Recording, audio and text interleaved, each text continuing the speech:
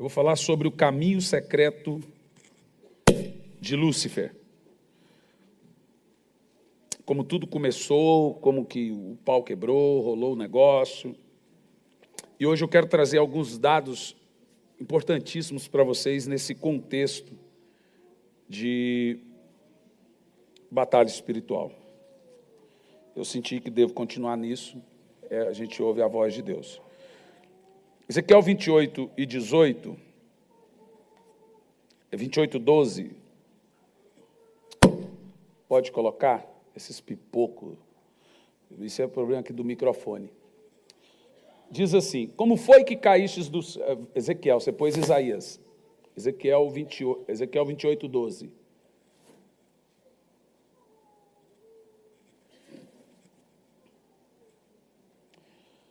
Ó filho do homem, ergue, pois, um grande lamento sobre o rei de Tiro e dize-lhe: assim declara o Senhor Deus, tu eras modelo da perfeição, repleto de saber e magnífico em beleza.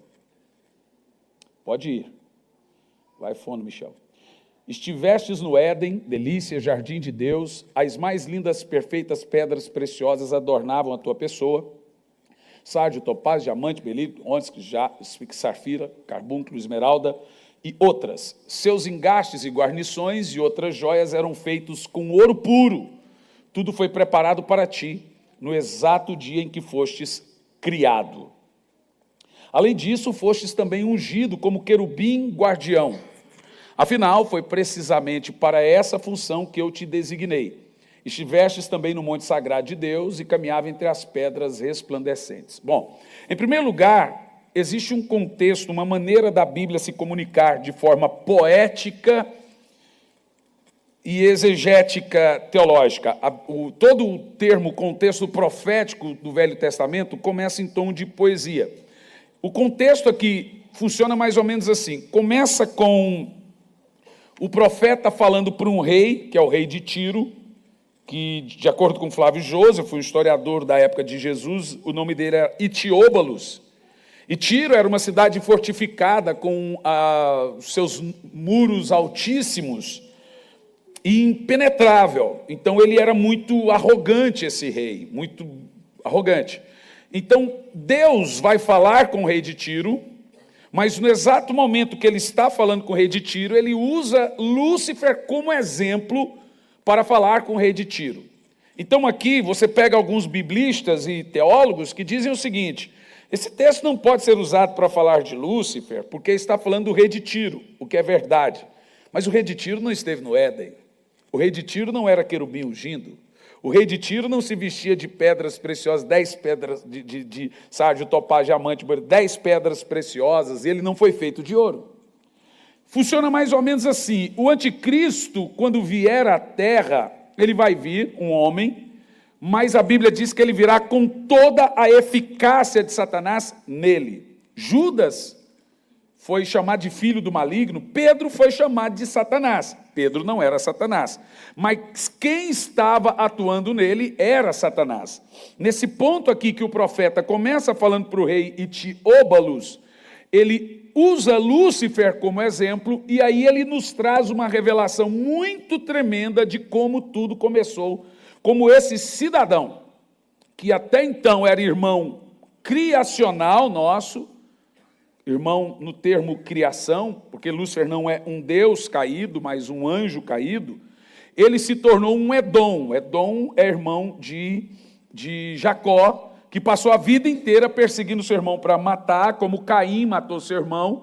Lúcifer é uma espécie de irmão criacional da raça humana que procura os seus irmãos para matar, como criação de Deus, porque tudo que é criação de Deus é filho, nesse contexto, antes que alguém, como algumas pessoas me viram dizendo isso, eu sou irmão do diabo. Meu Deus, é óbvio, se nós seremos como anjos, se os anjos que estão no céu são chamados de filhos de Deus, e Lúcifer era um anjo, é óbvio que ele era filho de Deus, fica evidente. O cara no inferno, em Lucas 16, foi chamado de filho, mesmo estando no inferno. Então o contexto aqui mostra como tudo começou, e a coisa começou o seguinte: como ele se tornou inimigo. Então, para responder isso, nós temos que recorrer à Bíblia para entender a origem de tudo. Esse é o santo graal da geografia bíblica, gente. O que você vai ouvir aqui. Para quem já leu meu livro, já tem um pouco de alguma familiaridade com o texto, mas aqui se explica tudo. O texto aqui no verso 13 sobre Lúcifer: estivestes no Éden, jardim de Deus, lugar de delícia. E aí eu pergunto, o rei de Tiro esteve no Éden? O rei de Tiro se vestia e foi feito dessas pedras preciosas? Então a profecia, ela é sim para o rei de Tiro, assim como Isaías 14 era para o rei da Babilônia, Ezequiel 31 para o faraó, mas arremete a Lúcifer. É igual eu falar para você, meu irmão, você está muito orgulhoso, você está com a síndrome de Lúcifer, não se esqueça que Lúcifer caiu do céu por causa disso. É exatamente isso que a profecia está fazendo com o rei de Tiro. Sobre a trajetória de Lúcifer, no verso 13 começa assim: estivestes no Éden, agora está falando de Lúcifer, lugar, no jardim de Deus, as mais lindas pedras preciosas você foi feito. Veja, Lúcifer não se vestia de pedra, ele era as pedras. Ele foi feito dessas pedras, uma delas ouro. Por isso que o termo que se dava para ele era a brilhante ou a estrela da manhã. Porque ele reluzia, ele era absurdamente belo. Imagina alguém feito de safira, de esmeralda, de diamante, de berilo. Você lembra o que é um berilo? Naquela mensagem minha passada eu falei o que é um berilo. O trono do Senhor é feito do quê? De uma pedra de berilo, aquela pedra roxa. Você imagina essa mistura? E tudo isso foi coberto para o lado de fora, ele não era, o lado de dentro ele era essas pedras, e do lado de fora ele foi coberto de ouro. Deus fez ele dessa composição. Se você pegar a geologia da terra, você vai perceber que o ouro ele não tem anatomia terrena. Não existe átomo terrestre para o ouro. Você sabia que o ouro é extraterrestre? Você não sabia disso? Faça uma pesquisa simples geológica e você vai perceber que o ouro é um metal extraterrestre. De onde veio esse bichinho que a gente gosta tanto? Eu tenho um problema sério comigo. Se eu pôr qualquer coisa que não é ouro, começa a dar coisa. Tem gente que fala que tem essa alergia. Eu estou falando que, pastor, eu tenho alergia, eu não posso usar bijuteria. Eu falei, que boa alergia, irmão. Que alergia boa, né? Tem uns que falaram que tem alergia a ovo, não pode comer ovo. Eu só posso comer carne, pastor. Então, assim, existe uma pergunta que é feita sobre esse início da questão de Lúcifer. E a questão de Lúcifer desvenda descortina o mistério da Terra. Porque a ciência vai dizer que a Terra tem 14 bilhões de anos. 14, é isso, gente? Alguém me ajuda aí? Mateuzinho? Então estou certo. O Mateuzinho é outro ET. Ele não é dessa terra. 14,6 bilhões de anos. A teologia diz que a Terra tem 6 milhões de anos. O que não faz sentido que você tem fósseis que antecedem a essa data de 6 milhões de anos. O homem tem 6 milhões de anos. O homem, eu e você.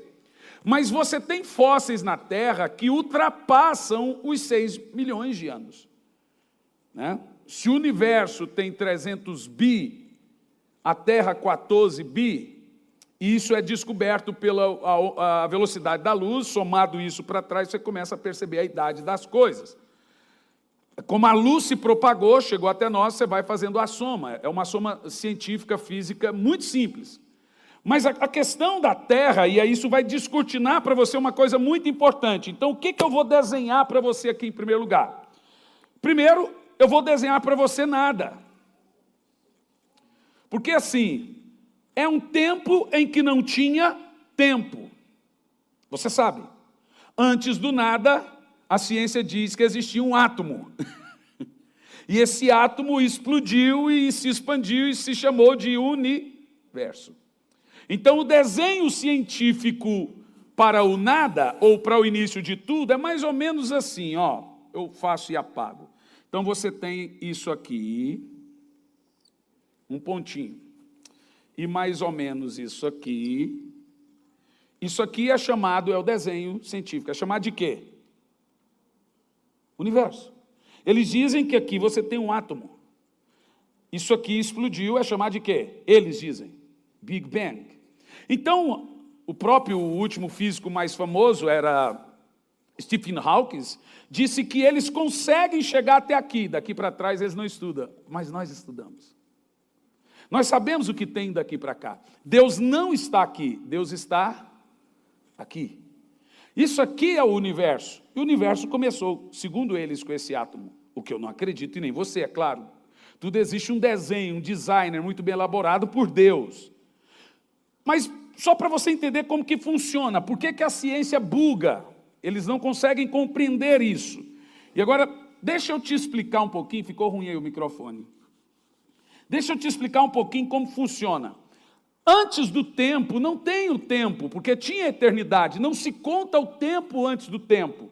Eternidade é um mundo de vários agoras, e você não pode interpretar a eternidade como que vai ser amanhã. Não existe o amanhã na eternidade, existe o agora de amanhã. Funciona mais ou menos assim a eternidade. Amanhã é hoje, não existe futuro e não tem passado. Então, na eternidade, você sempre vai estar na expectativa do que Deus tem para você amanhã. Deus não é um Deus que volta no tempo, porque Deus não se interessa pelo passado. O rio que vai não volta, a pedra que cai não volta. E essa é a lei da física. Lei essa que Deus criou. Então, a eternidade é ser surpreendido por Deus. Sabe aquela expectativa que você tem de viajar para a Disney em família para esse dia? Nossa, que dia, esse dia não chega. Se você nunca teve, em nome de Jesus, você vai ter um dia. Porque em nome de Jesus vai tirar o visto para os brasileiros, para os Estados Unidos. Tirar não vai, mas que vão facilitar em 50% agora, já está declarado. Agora sim, essa expectativa de ser surpreendido pelo dia de amanhã, ou pelo um casamento, ou pela uma formatura, ou pela uma grande viagem, é a expectativa do agora da eternidade. Deus é um Deus de coisas novas, então o que Deus vai preparar para você, dentro da eternidade. O que é eternidade? Eternidade. Olhe para o seu relógio e diga eternidade. Só que o nosso relógio, ele repete as horas. A eternidade não. Então imagine você que estar na eternidade é sair de um ponto. E ele vai voltar. Mas são vários pontos de agora. Isso aqui é novo. Não é futuro. É hoje. Tudo será hoje. Você será surpreendido dia após dia por Deus. E você sempre vai ficar naquela expectativa. O que Ele tem para nós agora? Isso é eternidade. É um prazer tão inigualável, porque você vai sempre estar naquela expectativa de algo novo que Deus vai lhe dar durante 100 anos, 200, zilhões, chamada eternidade. E Deus é um ser que vive já nessa eternidade. Ele está experiente com esses agoras. Eu quero muito ir para lá. Aqui você fica ansioso pelo dia de amanhã. E o amanhã só existe porque o homem caiu. Agora, o que aconteceu? Aqui nós temos a linha da eternidade. Então não temos o tempo. Nós temos um kairos, que é chamado de tempo para facilitar para nós. Mas nós temos a linha da eternidade. Quando o homem caiu, essa linha para nós deixou de ser assim. E ela passou a ser o quê? Uma chamada linha do tempo, chamado tempo cronos, linha miserável. Meu Deus do céu. Aqui nós temos uma linha do tempo. Agora, o que é impressionante é que essa linha ela era uma bola. Quebramos a linha do tempo por causa do pecado. A morte deixou de viver eternamente. Agora, pense o seguinte. Deus não caiu. Então, Deus está fora do espaço-tempo. Física. Deus não está na lei da física. Jesus quebrou a lei da gravidade. Ele andou sobre as águas, passou sobre a parede. Filipe, e você não crê em viagem temporal, em que o tempo e espaço é rompido, Filipe foi transladado na relatividade do tempo. Enoque andou pelo espaço, nas dimensões dele. João foi arrebatado, Paulo foi arrebatado, então a fé, ela rompe com as leis da física. Jesus rompeu várias vezes com ela. E para romper com as leis da física, você tem que estar fora dela, e Deus está fora das leis do universo. As leis da física são comprovadas, mas Deus está fora da lei da física. Então você imagina, aqui agora é o nosso tempo. Deus não está nesse tempo. Mas a Bíblia diz que Jesus é o alfa e o ômega. Então Jesus está com as duas mãos na linha do tempo. O que vai acontecer no retorno dele? Ele vai pegar essa linha que é quebrada e ele vai fazer isso aqui com as duas mãos.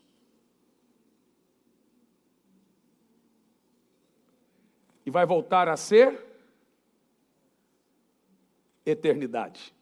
Ele está no alfa e no ômega. Ele vai juntar as linhas que foram quebradas e tudo vai voltar a ser eternidade. Agora, olha que coisa interessante. Presta atenção no desenho que eu vou fazer para você entender. Aqui nós temos uma pequena linha. Você sabe que na lei do universo não existe linha reta.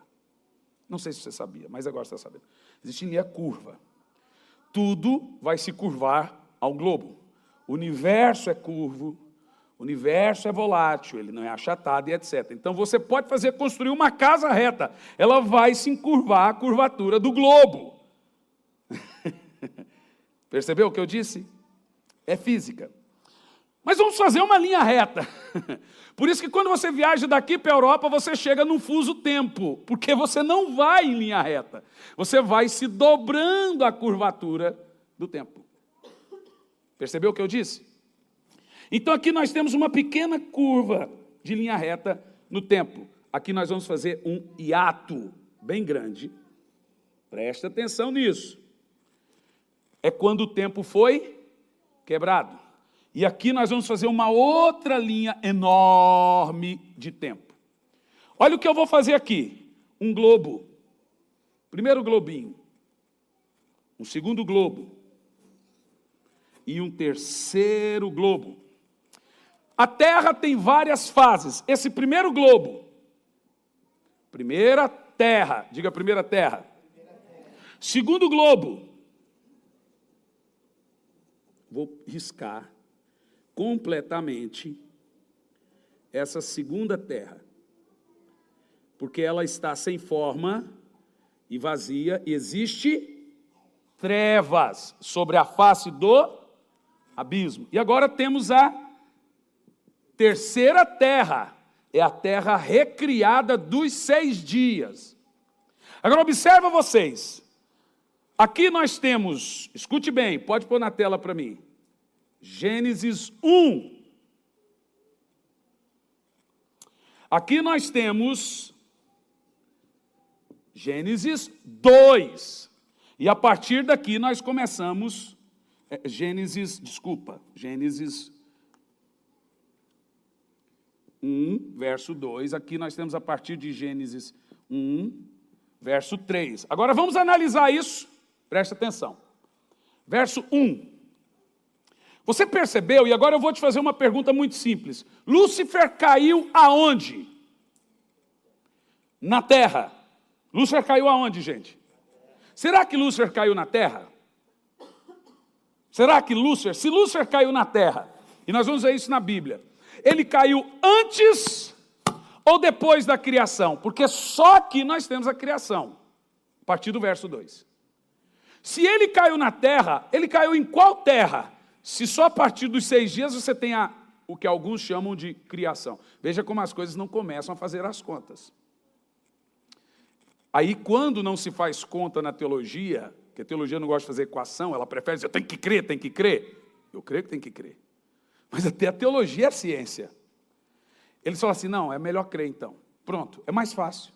É mais fácil do que pensar. Então não faz as contas, olha lá.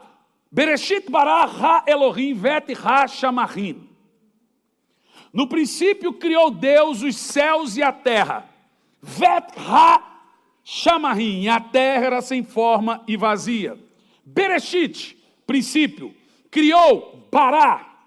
Você só tem a palavra criou em um texto da criação. A palavra criou é bará, que significa criou do nada.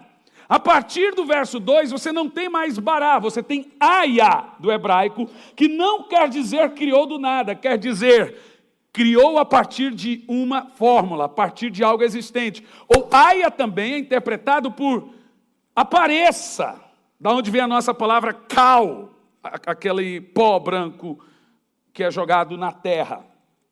No princípio criou Deus os céus e a terra. Essa primeira terra está em Gênesis 1, verso 1. Ali Deus fez tudo que você possa imaginar. Céus, nebulosas, as estrelas, anjos, os 3 céus, as 7 dimensões, as leis da física, lei da termodidática, lei dos quartos, lei dos nêutrons, lei de tudo que você possa imaginar, dos átomos. Deus fez aí em Gênesis 1.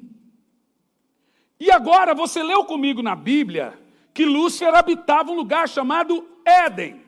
Para isso ser verdade, nós temos um dado muito importante.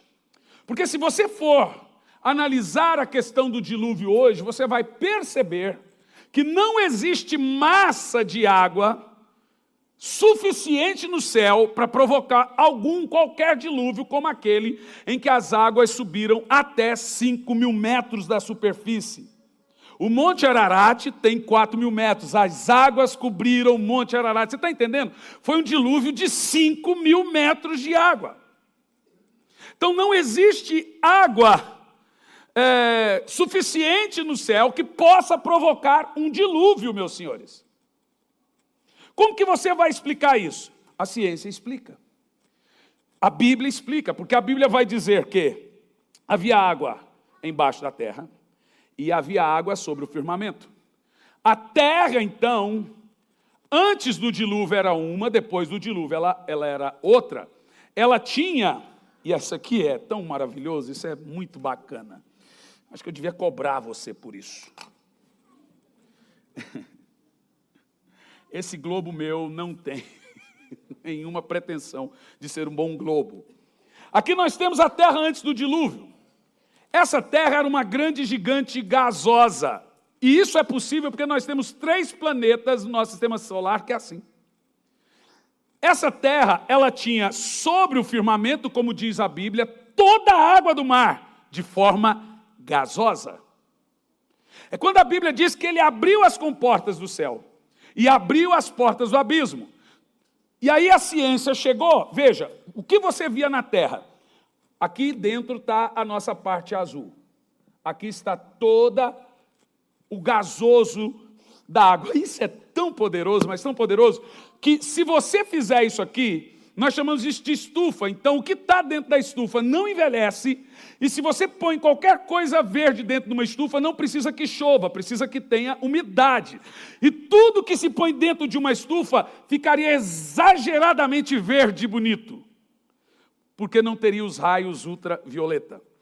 Então, pesquisas feitas por geólogos e cientistas bíblicos demonstrou que isso é possível por causa dos planetas que nós temos no sistema solar. E o que Deus fez? Ele fez cair toda aquela água condensada na terra. E isso é tão verdade que você não tem nascente do mar. Você tem nascente de água doce. Aonde o mar tem, você tem toda coisa de água doce lá dentro. Não tinha um mar na terra antes do dilúvio. A Bíblia diz isso. O que Deus fez? Ele rompeu isso. Então aqui você tem uma grande estufa em que fez a terra ser um grande jardim. Quem está entendendo? E por causa dessa estufa, os homens envelheciam mais demoradamente, aproximadamente 1000 e poucos anos. Aí depois que veio o dilúvio, Deus fala, o homem não vai viver mais de 120 anos, por causa dos raios ultravioleta. Esse homem então passaria a envelhecer mais rápido e morrer, ficar doente, etc. Compreende o que eu estou dizendo? Deus abriu as comportas do céu, derrubou as águas condensadas lá. Por isso que não tem mais água, não tem como acontecer outro dilúvio. Só se Deus fizer um outro milagre. Mas não tem. E abriu os abismos e as águas de baixo subiram e todo o mar que estava em cima caiu. Você entende o que eu estou falando? Nós temos um grande planeta no nosso sistema solar que é assim. Qual é o gigante gasoso? Júpiter. Ele é desse jeito. Então, nós sabemos que isso é possível. Explicando você esse dado, aqui na primeira terra, Deus pôs um grande querubim chamado Lúcifer, que na realidade esse não é bem o nome dele. Essa é a função. O nome dele é Eiléu. E o nome dele está na Bíblia em Isaías capítulo 14, no versículo 12. Quem que está na multimídia lá? O Juliano? Então eu vou mandar aqui para ele a definição. Isaías 14, versículo 12. Vou clicar na palavra estrela da manhã, que é o título que Isaías chama ele, brilhante estrela da manhã. E nós vamos saber o nome do crânio agora, gente. O crânio do pé preto. O boitatá, a mula sem cabeça, a cuca. É os nomes que dá para ele. A cuca. Né? Como é que é o bicho? O bichão, o velho do saco. Mandei para o Juliano. Presta atenção, daqui um pouco ele coloca na tela. Aonde Lúcifer caiu? Vamos ver na tela onde Lúcifer caiu? Está aqui. Como foi que caístes do céu? Temos ali a palavra estrela da manhã, você vai ver que ali está o nome dele. Mas ali está só o significado. Mas ali no estrela da manhã, já coloco para você, está ó Eiléu, nome do anjo. Filho da alva, da alvorada, como fostes atirado à terra, tu que debilitava as nações. Que nações? What? Aqui nós estamos antes do abismo, antes do Éden de Adão. Nós temos um hiato de zilhões, de muitos anos, antes de Gênesis, no versículo 2. Calma, é só o som. Antes de Gênesis, no versículo 2, nós temos um vácuo no tempo, chamado gap, hiato, abismo. Um hiato absurdo. Aonde Lúcifer caiu? Então presta atenção. Nesse texto, atirado à terra, não significa a terra, nossa planeta, ou atirado ao chão. Aqui nós temos a terra, terra. Verso 13.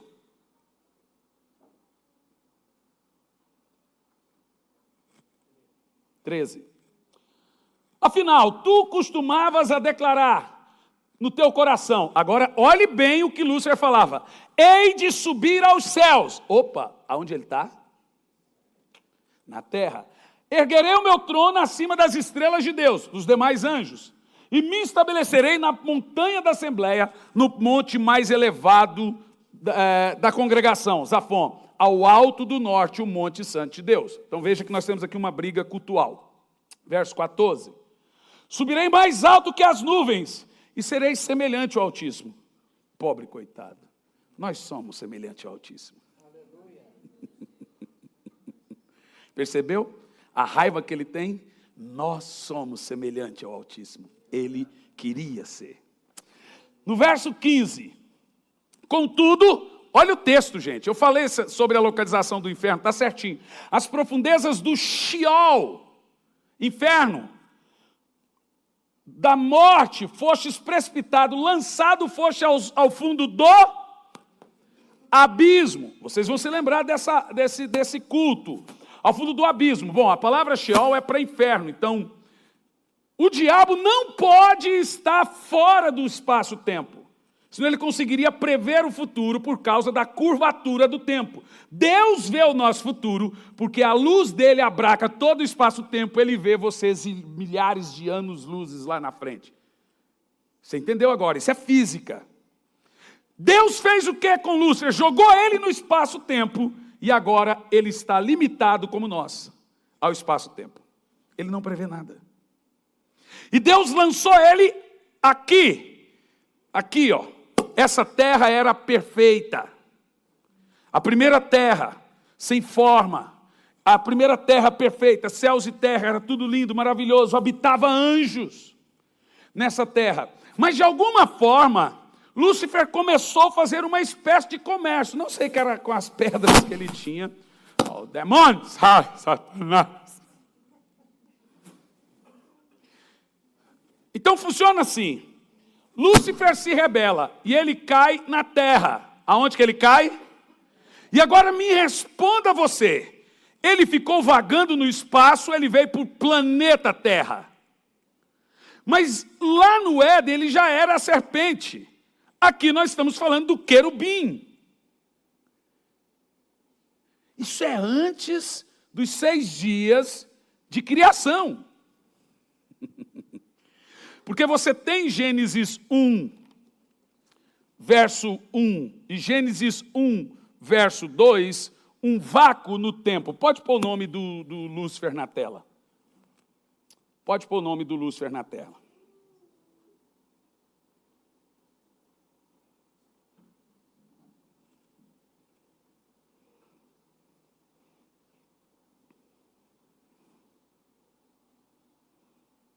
Bom, leiam você lá, como é que está o nome dele? Ó, estrela da manhã, está vendo? Ó, são essas, como caíste do céu, ó, estrela da manhã, filho da alva. Qual é o nome que tem ali? Para a estrela da manhã? Eiléu. Agora você sabe o nome dele.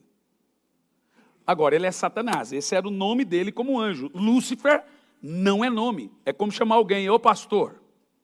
Lúcifer é a função, guardião de luz significa luz. Ô Lúcifer, ô pastor, ô guardião da luz. O nome é Eiléu, está aqui o nome dele, ó. Estrela da manhã. Está lá, está vendo a setinha apontando em manhã? Então aqui está o nome dele. Que significa procedente, brilho, aquele que brilha, estrela da manhã, significa Lúcifer. Você percebeu que Lúcifer é um significado, não um nome. Todos os nomes que Deus dá para alguém, ele tem um significado. Então eu vou mandar mais 2 textos. Voltando em Gênesis 1, para você entender um pouco as definições das coisas. Os irmãos têm que levar em consideração que esse é o meu chamado. Eu amo ensinar. Eu gosto de ensinar o que ninguém gosta. Coisa tutu. Mandei para o Juliano esse texto, ele já coloca na tela, que eu vou lhe explicar. E a palavra forma. E vazia. Alguém pergunta, você não manda hoje? Porque a mensagem é dinâmica, você não sabe se vai falar isso ou outra coisa. Agora escute bem, a palavra está aqui, ó, verso 1, no princípio criou Deus os céus e a terra. A terra era a terra sem forma e vazia, e as trevas cobriam a face do abismo. Opa! Você lembra que Lúcifer caiu no abismo? Por que que o Espírito de Deus pairava sobre as águas? Então nós temos em cima desse abismo aqui, ó, a terra está coberta de água, você lembra? Você já leu na Bíblia Deus criando água? Vou criar a água. Ou dizendo, vou criar a terra. O homem foi feito do pó da terra. Onde é que estava a terra aqui? Embaixo das águas. E o que Deus fez para cobrir o abismo? As águas. Lúcifer foi jogado aonde? Com a terça parte dos anjos? No abismo. Quem está entendendo o que eu estou falando? E Deus cobriu o abismo com água. Então veja, o Espírito de Deus pairava sobre as águas e havia trevas sobre a face do abismo. Então agora nós temos uma terra caótica, uma terra destruída, uma terra derretida. Você já leu esses salmos? As nações se embraveceram, os reinos se moveram. Ele, Deus, levantou a sua voz e a terra se derreteu. O que acontece na terra? De alguma forma, Lúcifer criou um caos, uma briga, uma espécie de guerra, se rebelou com seus anjos, e Deus chama esses anjos no céu. E quando esses anjos sobem no céu, põe Apocalipse no capítulo 2, a Bíblia fala de guerra entre Miguel e os seus anjos, e Lúcifer, ou Eiléu, com os seus anjos, e Deus os arremessa do céu, e eles são lançados à terra. E o que nós lemos aqui agora em Apocalipse 12, versículo 9, apesar que Apocalipse está no futuro, ele remete, fala de coisas passadas. Como que Deus lançou a antiga serpente? Olha lá. Assim o grande dragão foi excluído para sempre. Agora ele vai voltar ao passado. Ele é a antiga serpente que se chama Diabo ou Satanás, que tem a capacidade de enganar o mundo inteiro. Ele e os seus anjos foram à terra. Ele não ficou vagando no espaço como os adventistas falam. Igual os filmes de Hollywood, tem lá o Thanos vagando no espaço, destruindo os planetas, por isso que os planetas não são habitados, porque Lúcifer ficou destruindo os planetas, e quando Deus fez a terra, ele pulou na terra. Isso é conversa, irmão. Isso sim é ficção. Agora nós estamos falando de ciência e teologia. Ele foi arremessado na terra. Quer ver? Põe o versículo 12 desse capítulo, por favor. Aonde Lúcifer foi lançado? No nosso espaço-tempo. Ele não estava no nosso espaço-tempo. Olha que coisa louca, gente. Mas Deus o lançou no nosso espaço-tempo. Lúcifer não sabe a sua vida e a sua história. Apocalipse 12, verso 12? 9. Continua o verso 10, por favor. Então ouviu uma grande voz no céu que dizia, proclamando: agora chegou a grande salvação, o reino do nosso Deus e a autoridade do nosso Cristo, porque foi expulso o acusador de nossos irmãos, o mesmo que os acusava de dia e de noite diante do nosso Deus. Verso 11. Eles, portanto, venceram por causa do sangue do Cordeiro, por intermédio da palavra do testemunho que deram, e não amaram a sua vida após a morte. Pula para o verso 13, por favor, direto. O dragão, aí vem a história toda de tempo cronológico de Apocalipse. Ora ele vai, a Bíblia não é cronológica, ora vai falar do futuro, ora vai falar do passado. E analisando isso com você agora, de maneira bem simples, essa primeira terra aqui, ela foi derretida por causa da ira de Deus. A Bíblia diz que por causa de Lúcifer, Deus acendeu um fogo e chamou aquilo de inferno, e arremessou Satanás e seus anjos de volta na terra que eles causaram o caos. Essa terra pegou fogo. E os irmãos sabem que isso vai acontecer de novo. Isso vai acontecer de novo. Essa terra pegou fogo. E aqui nós temos um relato do que aconteceu com a terra. Por favor, Ezequiel 31 e 18.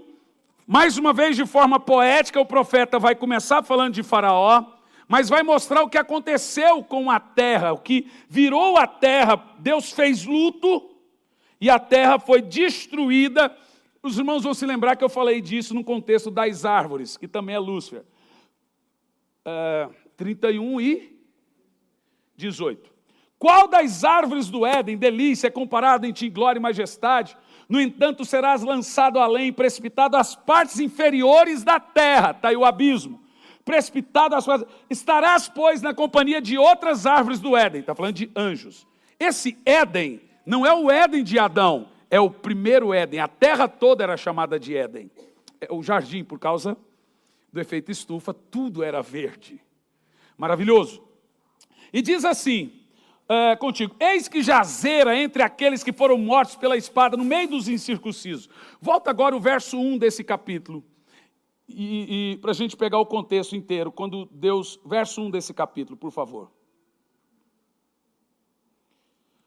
E sucedeu que veio a minha palavra do Senhor, dizendo, nesses termos ao terceiro mês, pode continuar, verso 2 em diante.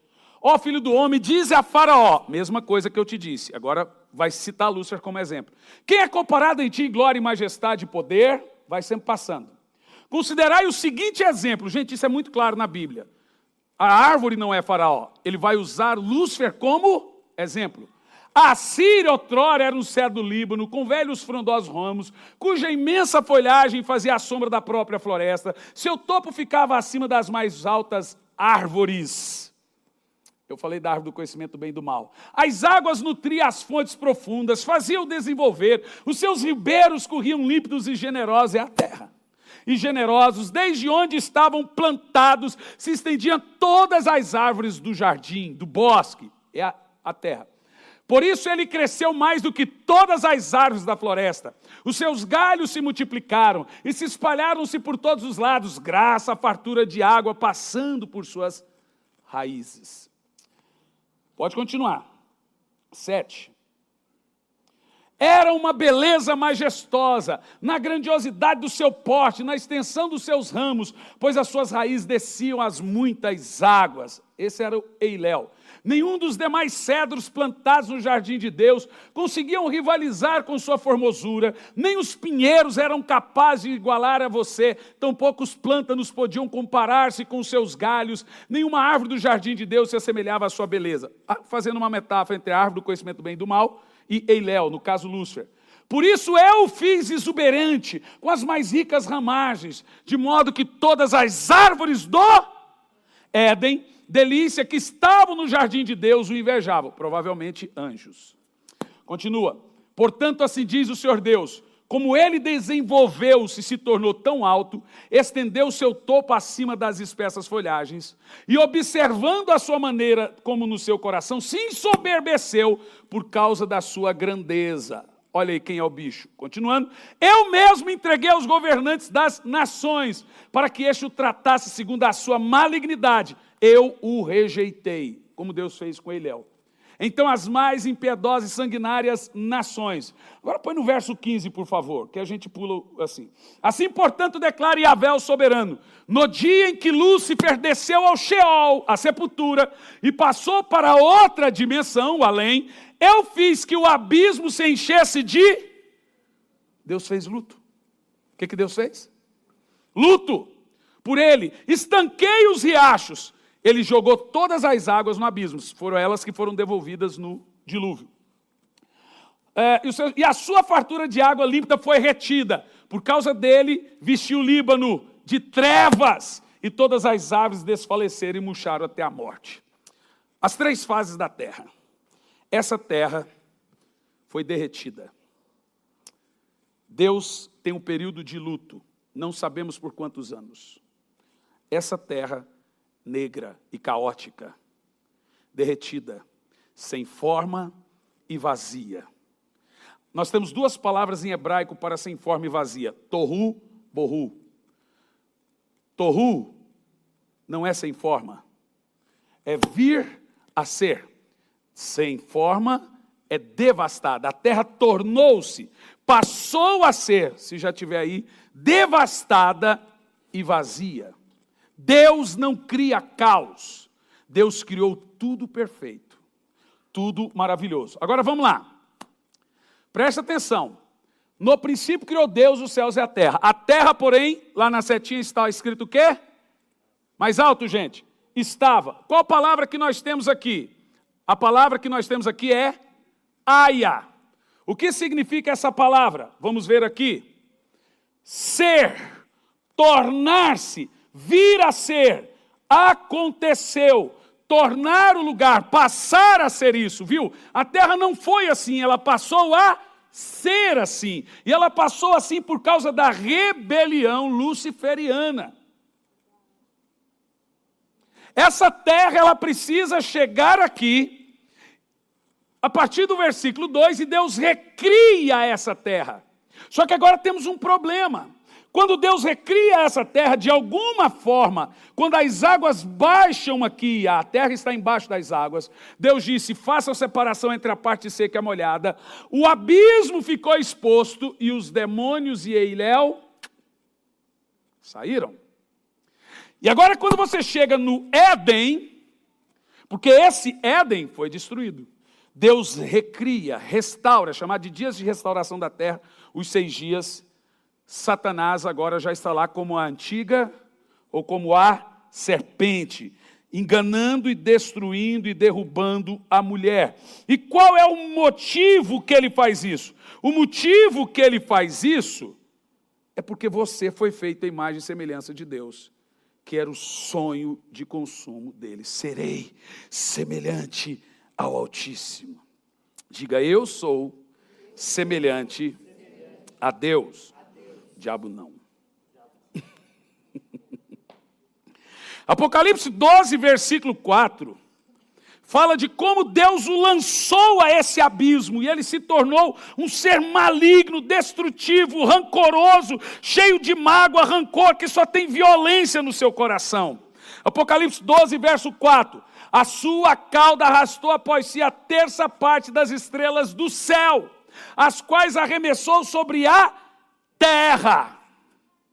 Ele arrastou a terça parte dos anjos, calculando que exista, no modo bem hipotético, 10 zilhões de anjos, caiu 3 zilhões e viraram demônios. É muito demônio na terra, gente. Mas a vantagem é que para cada demônio tem 7 anjos. Se tem muito demônio, tem 7 vezes mais anjos. Diga amém. Jesus, em Lucas 10:18, diz: eu vi Satanás cair do céu, feito um raio. Em Apocalipse 12, no verso 7 e 9, fala que houve guerra no céu. Mas uma guerra feia. Apocalipse 12, verso de 7 ao 9, houve uma guerra terrível entre Miguel e Eiléu. A vitória de Cristo e o seu povo. Vamos ler juntos? Houve então uma guerra nos céus. Miguel e seus exércitos. E os anjos lutaram contra o dragão, ao que o dragão e seus anjos revidaram. Continua. Contudo, eles não foram suficientes poderosos e dessa maneira perderam o seu lugar nos céus. Então o que nós temos aqui? A explicação de tudo.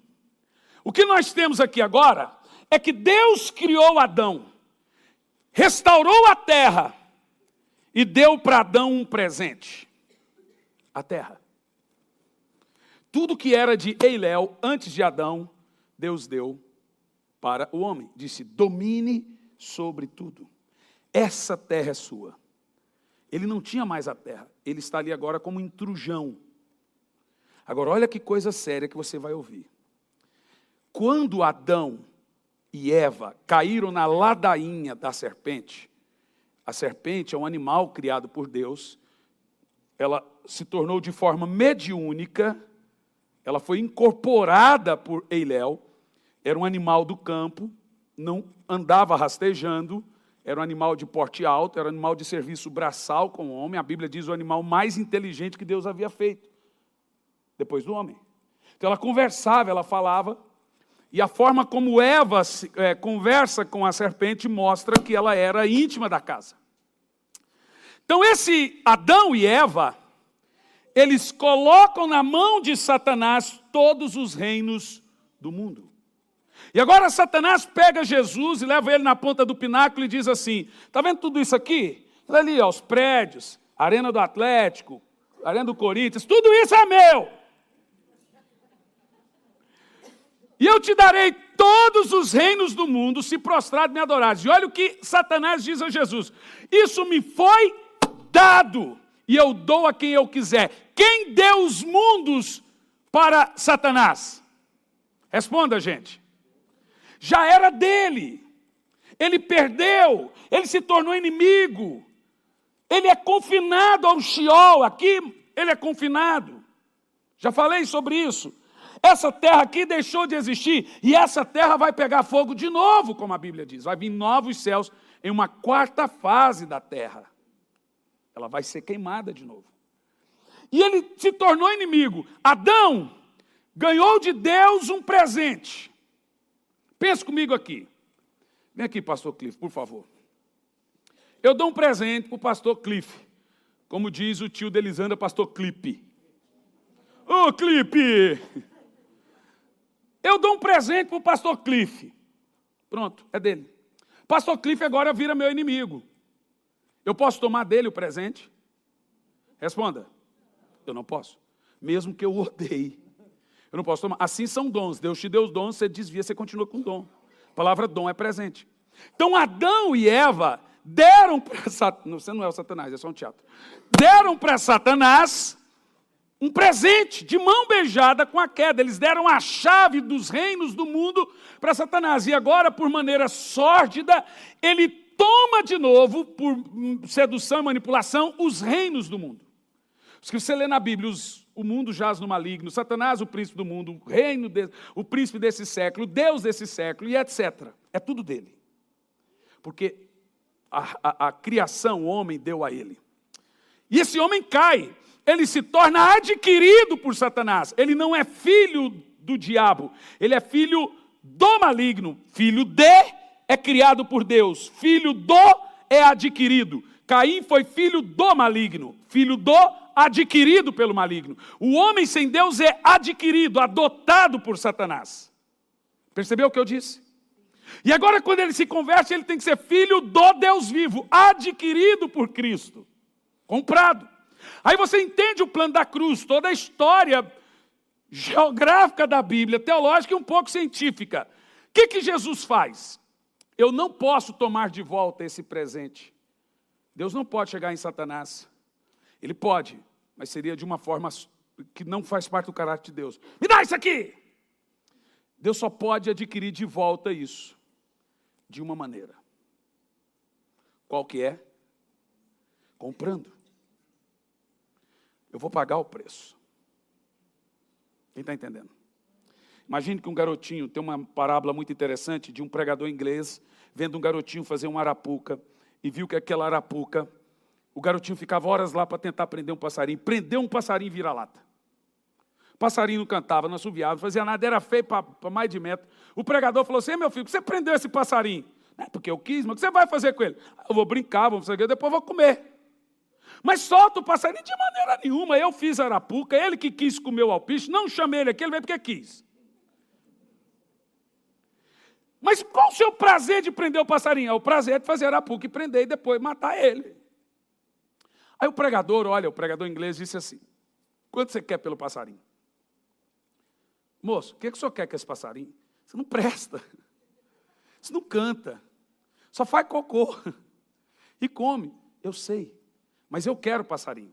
Ah, então é caro. Aí o pregador paga lá um preço caríssimo. E pega o passarinho, quebra a arapuca. Quando ele solta o passarinho, o menino: você está louco? Eu demorei tanto para fazer arapuca e esse passarinho... Você me comprou. Mas por que você fez isso? Porque eu comprei ele para voar. Para ser livre. Eu não comprei ele para o meu prazer. Eu comprei ele porque ele nasceu para ser livre. O menino é o diabo. A arapuca é as armas do diabo. O alpiste é a tentação. O pássaro é você. O diabo não te obrigou a entrar na arapuca, ele te seduziu a ela. O pregador que comprou e quebrou a arapuca e soltou você é Deus. Jesus te salvou apenas para você ser livre. Apenas, o prazer de Deus é isso. Eu fiz esse ser humaninho para ser livre. Agora escute isso. O que é que Deus fez?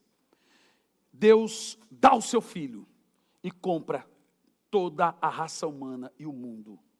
Com preço de sangue, ele paga o preço, paga a dívida e compra tudo. Agora eu vou te fazer uma pergunta. Você devolveria para o Cliff, que deu de mão beijada para o diabo esse presente, você daria para ele de novo o presente? Humanamente falando. Responda. Então, Adão deu o mundo para o diabo. Jesus comprou e foi de novo em Adão, que eu e você disse: eu te dou todo o poder e autoridade para pisar serpentes e escorpiões. Eu te dou de novo. Você é a luz do mundo, o sal da terra. Você é a minha igreja aqui na terra. Domine, domine, domine sobre os reinos. Veja, mesmo que o homem não merecesse, Jesus comprou de volta e deu para quem tinha entregado. Agora, o que resta nós como igreja fazermos? Restaurar essa terra. Prepará-la para o retorno de Cristo. Povoar os céus e saquear o abismo. E aqui, lembra que aqui nós temos a linha do tempo, aqui nós temos várias dispensações. Essa linha do tempo vai virar um grande círculo chamado eternidade.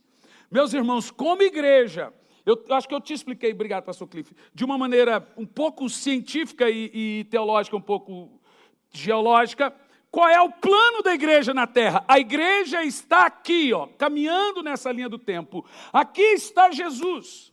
E aqui nós temos novos céus e nova terra. A igreja está aqui para vencer as suas batalhas. A igreja não está aqui para vencer as suas batalhas porque ela tem poder. Sabe, o diabo é mais poderoso que a Alemanha, o diabo é mais poderoso que os Estados Unidos, o diabo é mais poderoso do que a ONU, mas a igreja é mais poderosa que o diabo.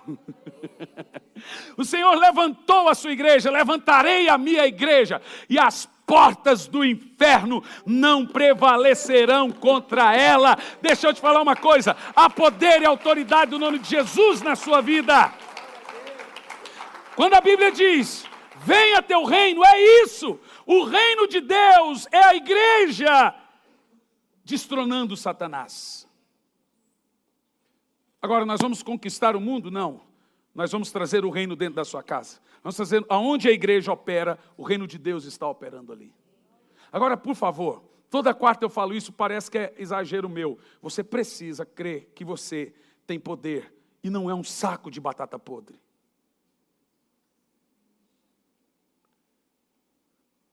Não lutar com o diabo não te livra dele. Muito pelo contrário, te faz mais vítima. Você precisa enfrentá-lo, porque tu tem armadura. Você percebe naquela anedota que Jesus falou? Ele saqueou e tirou a armadura do valente. Percebeu? Entrou um valente mais valente que o valente, tomou a armadura e tira tudo que ele pertence. Satanás não tem armadura. E agora ele veio para nós, para lutar com esse valente e disse, tome a minha armadura. Eu te dou a armadura, eu te dou o capacete, você está pronto para a batalha, você é o Davi que joga a funda direto para afundar o crânio do Satanás. Sabe, esse negócio, Davi disse, você vem a mim com espadas e varapaus, você vem a mim com macumba, com não sei o quê, mas Satanás, eu vou contra ti, em nome do Senhor dos Exércitos. Quero que você olhe para a sua mão e diga em voz alta, há poder nas minhas mãos. Mas eu quero que você diga isso 3 vezes.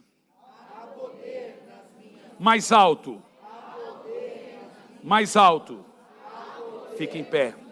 Fique em pé e feche os olhos. Você vai ficar com as mãos estendidas para sua casa, no seu trabalho. E agora nós vamos fazer 3 minutinhos de batalha.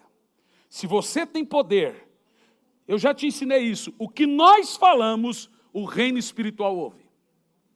Os pastores, obreiros vão ficar em volta. Mas eu quero que você abra a boca. Você vai usar da sua autoridade espiritual. Você está enfrentando múltiplas situações.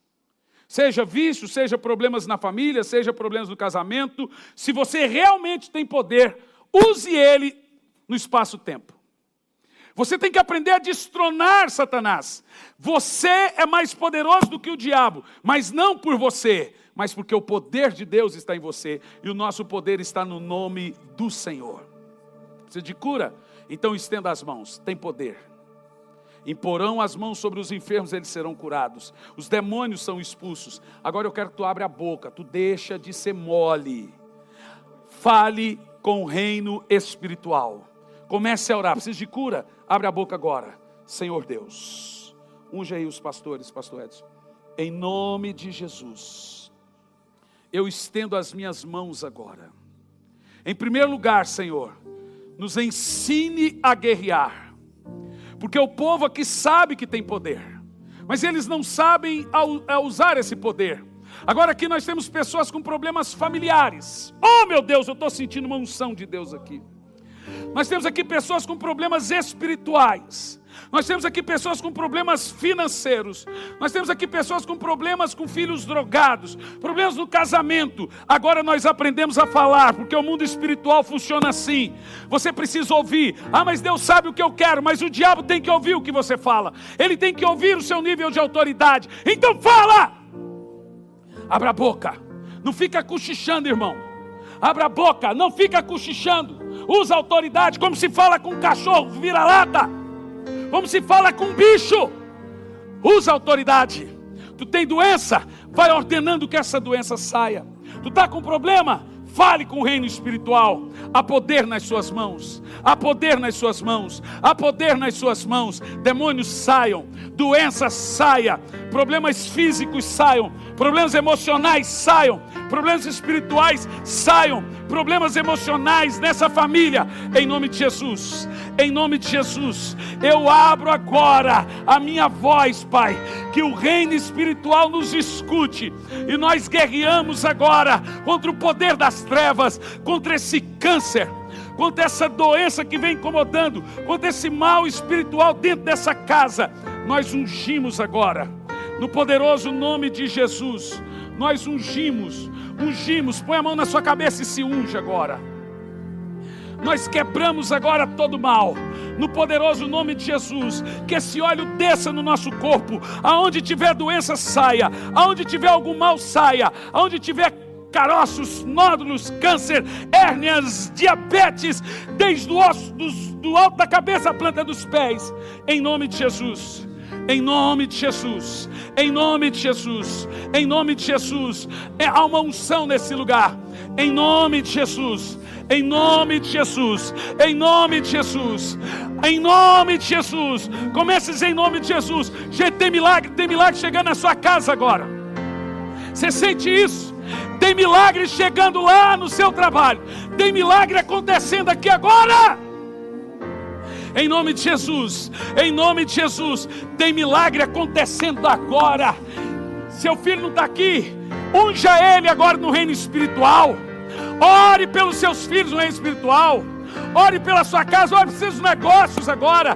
Em nome de Jesus. Pai, nós entramos nas regiões celestiais, no poder da oração, no poder do nome de Jesus, no poder do nome de Jesus, no poderoso nome de Jesus. Seja curado. Olha, gente, fica atento, tem gente caindo aí. Fica atento. Em nome de Jesus. Há poder no nome de Jesus.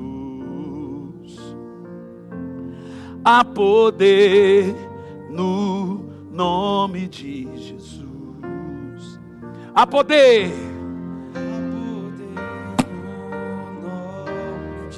Eu quero que você levante a sua voz para cadeias quebrar. Cadeias quebrar, cadeias quebrar, cadeias quebrar. Mas você vai cantar como um guerreiro. Cadeias quebrar, cadeias quebrar, cadeias quebrar. Há poder. Há poder no nome de Jesus. Há poder no nome de Jesus. Há poder. Há poder. Agora levanta a mão e grite bem alto. Para cadeias. Para cadeias quebrar. Cadeias quebrar. Cadeias quebrar, pra cadeias quebrar, cadeias quebrar, cadeias quebrar. O exército surgiu, o exército de anjos. O exército surgiu. Cante, um exército surgiu na sua casa. O exército. Agora grite, para cadeias quebrar, para cadeias quebrar, cadeias quebrar, cadeias quebrar. Mais alto, para cadeias quebrar. Agora você vai cantar mais alto. Um exército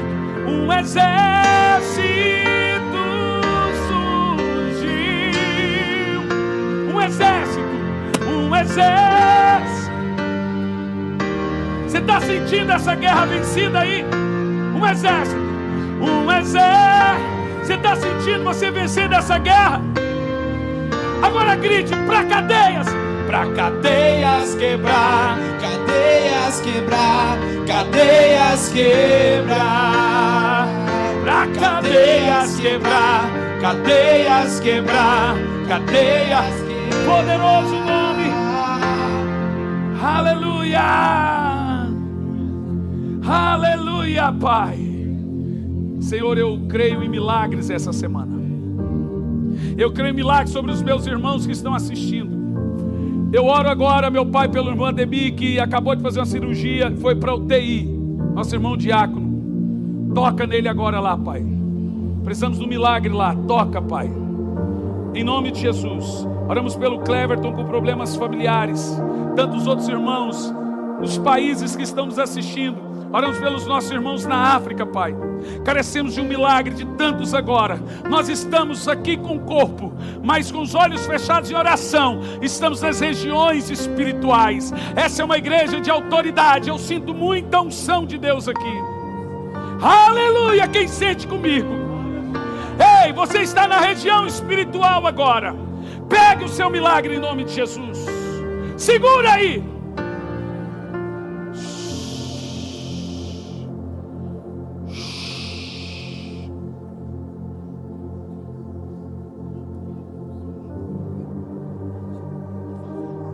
Receba agora o milagre. Em nome de Jesus. Em nome de Jesus. Irmão, você está sentindo essa unção poderosa no seu corpo?